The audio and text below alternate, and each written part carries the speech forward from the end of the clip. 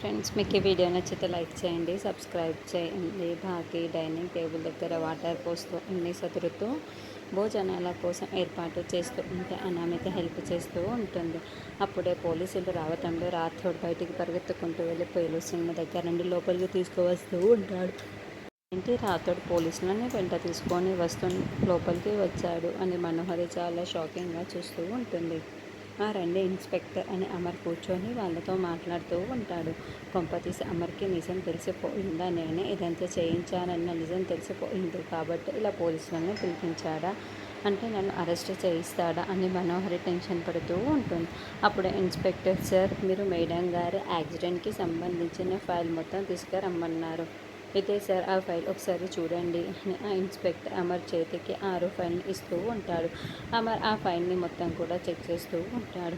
Okay inspector అని అమర్ అంటాడు. Sir, ఆ రోజు మేడం గారి యాక్సిడెంట్ జరిగినప్పుడు మీ ఇంట్లో మేడం గారి ఫ్రెండ్ ఎవరో ఒక అమ్మాయి ఉందని విన్నాను. ఆ కేస్ ఫైల్స్లో అది రాసి ఉంది సార్. ఇంతకీ ఆ అమ్మాయి ఎవరు సార్ అని అడగడంతో తన పేరు మనోహరి, అదితో తను అని మనోహర్ని అమర్ చూపిస్తూ ఉంటాడు. సార్, మీరు పర్మిషన్ ఇస్తే అవన్నీ నేను కొన్ని ప్రశ్నలు అడగవచ్చా అని అనడంతో ఓకే ఇన్స్పెక్టర్, అడగండి అని అమర్ అంటాడు.